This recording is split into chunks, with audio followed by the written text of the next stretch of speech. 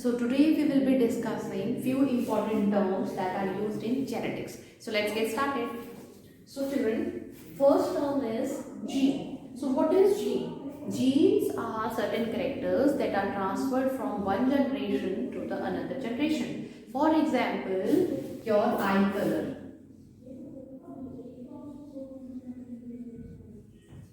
Your eye color, then your complexion,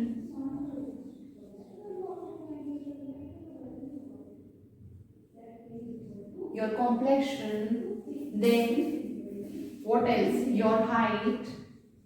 So these are certain characters, or we can say genes, which get transferred directly from your parents to the offspring. Okay, so अब ये characters जो हैं ये आपके parents में होते हैं और फिर next generation में transfer हो जाते हैं. Clear? So these are known as genes, and these genes are present on where? Chromosomes. So chromosomes, you all have seen, these are the structures which carry the information that is to be transferred from one generation to the another generation. Suppose this is the gene of tallness, this is the gene which is present for the eye color. So these are the certain genes which are present, and they get transferred from one generation to the next generation. Suppose this gene of this gene get transferred, but not this one. So the genes are particular characters. Is it clear? So let's move to the next topic, which is allelomorph, or we can say alleles. So allelomorphs are certain. See, eye color can be black or eye color can be brown. Okay, so these alleles are the certain possibilities, contrasting contribute. Like for example, height.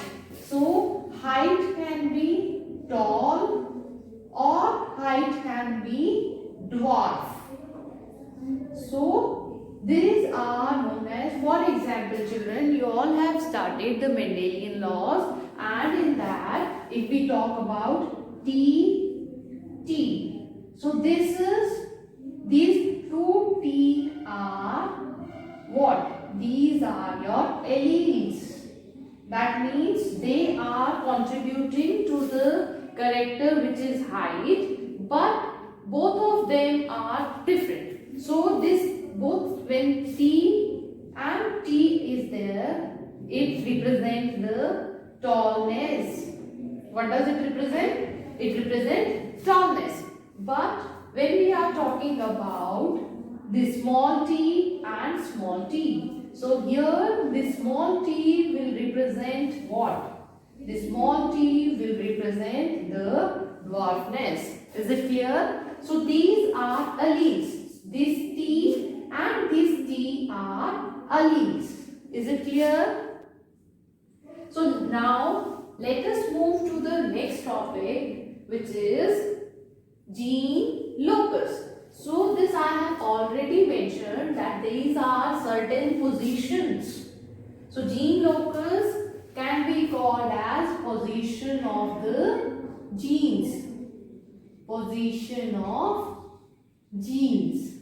Is it clear? So let's move to the next point.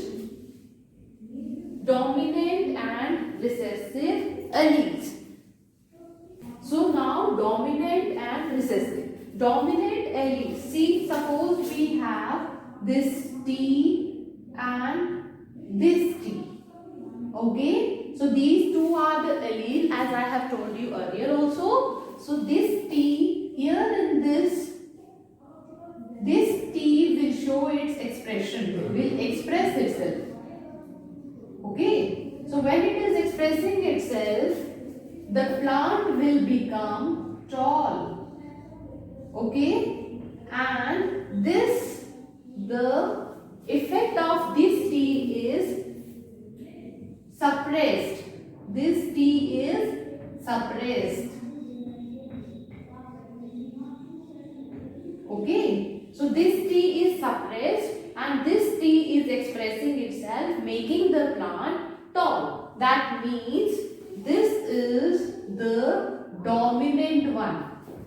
Okay, this is the dominant one, and the one which is suppressed is known as recessive allele. What it will be called as? It will be called as recessive allele. Is it clear? I hope this is clear to you. Now let's move to the next term, which is wild and mutant allele. If we are talking about wild and mutant allele, we are simply talking about wild is, these are the alleles or the genes which are present in large amount. Like if we talk about capsicum,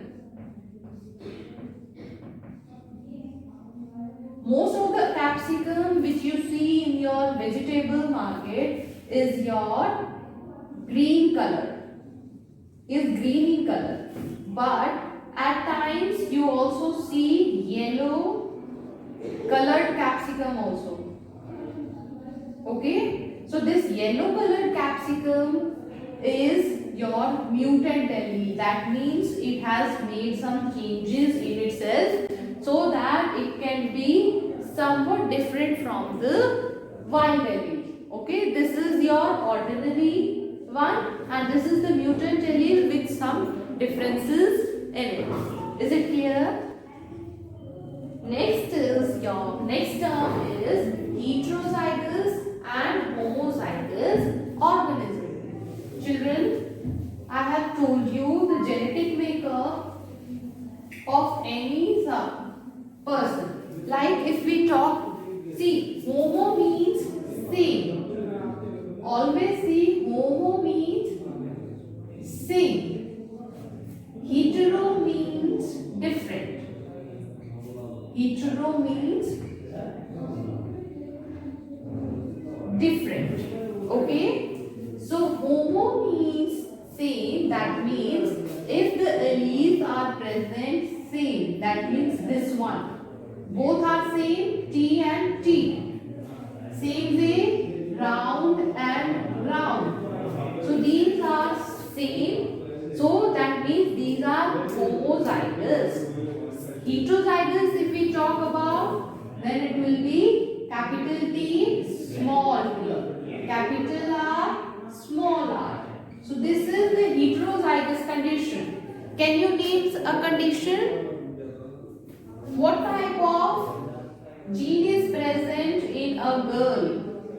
Is it homozygous or heterozygous? Now you can figure it out. So girl will always have X and X. That means the girl is homozygous in nature. Whereas if we talk about boy, it will be X, Y. That means it is heterozygous. Is it clear? The term homozygous and heterozygous clear to you? So let's move to the next term, which is F1 generation. Children, Gregor Mendel gave laws of dominance, law of segregation of alleles. So if we are talking about dihybrid cross, so this is T, this is T, this is small t and this is small t, and if we make a cross between them, so we will get the first generation. F1 generation is the first filial generation. Is it clear? This T, again T, this T. So how many gametes we can form from this? T, T, T, T. Next again T, T, T and T.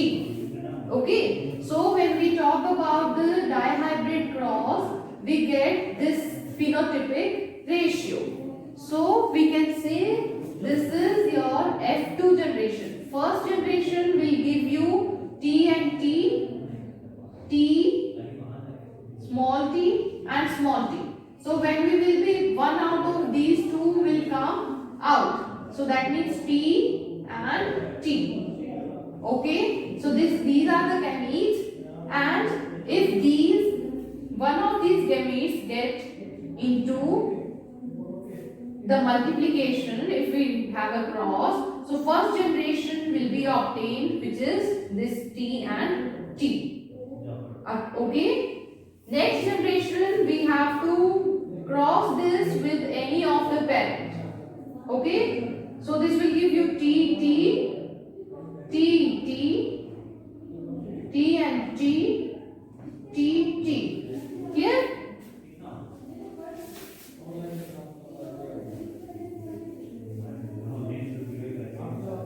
Okay. So that's all for today. Bye bye. Be connected for our next upcoming videos. We'll continue the session. Thank you. Bye bye. Take care.